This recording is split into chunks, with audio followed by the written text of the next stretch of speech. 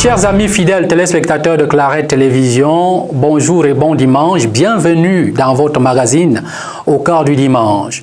L'évangile de ce jour nous parle de deux éléments très connus de notre nature, à savoir le sel et la lumière. La valeur du sel se trouve dans le fait de saler les aliments, tandis que la lumière a pour vocation d'éclairer notre regard. Mais alors, nous devons nous poser la question en tant que chrétiens, et le chrétien, d'où tire-t-il sa valeur? Il la tire de l'amour, l'amour du prochain. Allons-y dans les textes, en nous installant confortablement pour découvrir ce que le Christ nous donne comme enseignement ce dimanche. Et retrouvons-nous juste après.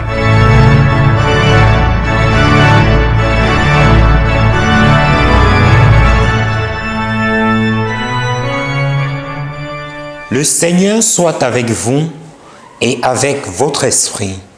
Évangile de Jésus-Christ selon saint Matthieu.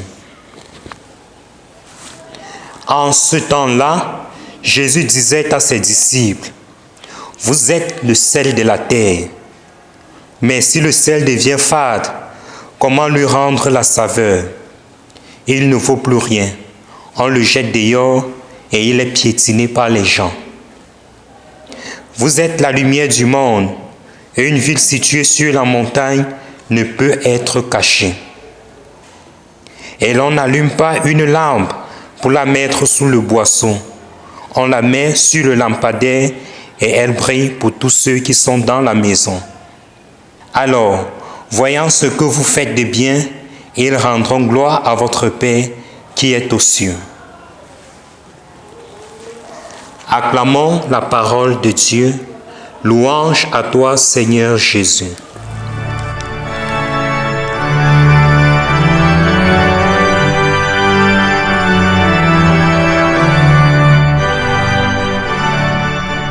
Au nom du Père et du Fils et du Saint-Esprit, Amen.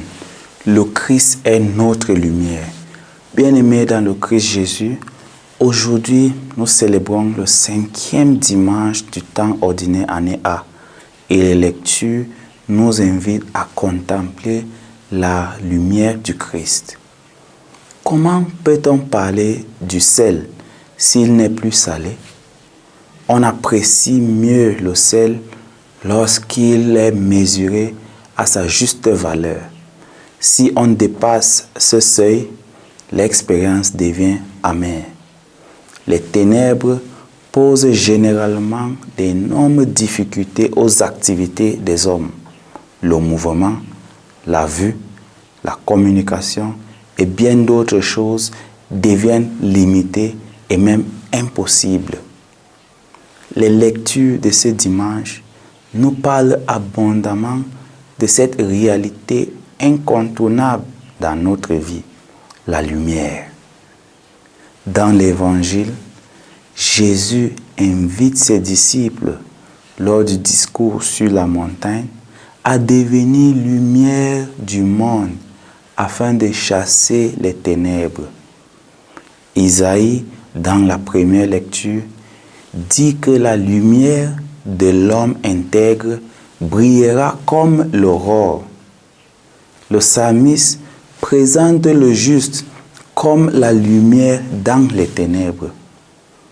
Ceci montre suffisamment la permanence du combat entre la lumière et les ténèbres. Comme nous le proclamons le jour de la Pâque, la lumière a remporté ce duel par la résurrection du Christ, qui est lumière des nations. En tant que disciples du Christ, nous sommes aussi appelés à devenir comme lui, lumière au milieu des ténèbres, les ténèbres qui cherchent à envahir le monde. Dans un monde où les faibles et les petits sont de plus en plus écrasés par les riches et les forts, le prophète Isaïe nous invite à devenir lumière en se montrant solidaire envers les pauvres et les vulnérables. Dans un monde où le mensonge devient la norme, soyons lumière en cherchant et en défendant la vérité, même au prix de notre vie. Dans un monde où les pratiques contre nature sont vénérées comme valeurs humaines au nom des droits de l'homme, le Christ veut que nous soyons des lumières pour défendre la loi naturelle.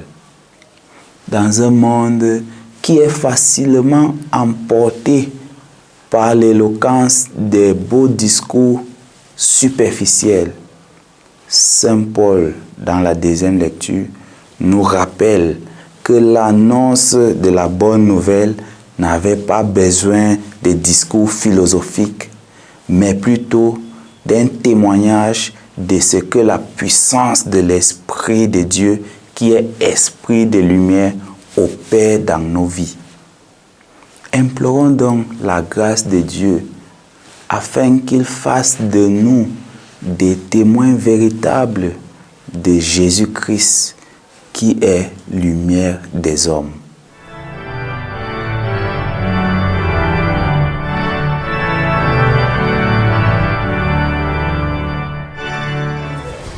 Aujourd'hui, les textes liturgiques nous invitent à plus de pragmatisme religieux. Parce que si nous voyons dans la première lecture, tirée du livre du prophète Isaïe, au chapitre 58, versets 7 à 10, le prophète Isaïe nous montre un exemple de jeûne agréable à Dieu. Alors, et qui fait lien avec l'évangile du jour qui nous parle, qui est extrait de Matthieu, chapitre 5, versets 13 à 16, qui nous montre, Jésus nous dit comment être le sel de la terre, que nous sommes le sel de la terre, et en tant que le sel de la terre, nous devons donner goût aux autres. Nous le savons bien, le sel est ce qui donne goût à toute nourriture.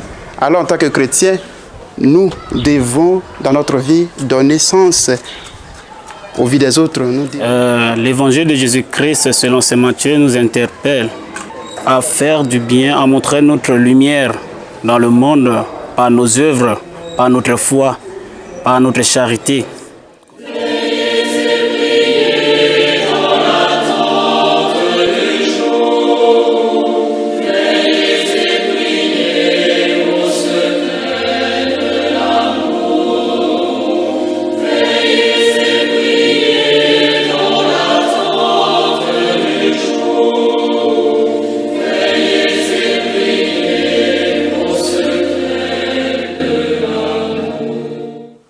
Que le Seigneur vous bénisse au nom du Père et du Fils et du Saint-Esprit. Amen. Que notre amour cesse d'être une théorie pour devenir vie. Et la vie, c'est de partager le pain avec celui qui a faim, accueillir le sans-abri et vêtir celui qui est nu. Merci de nous avoir regardés et à bientôt pour une prochaine édition.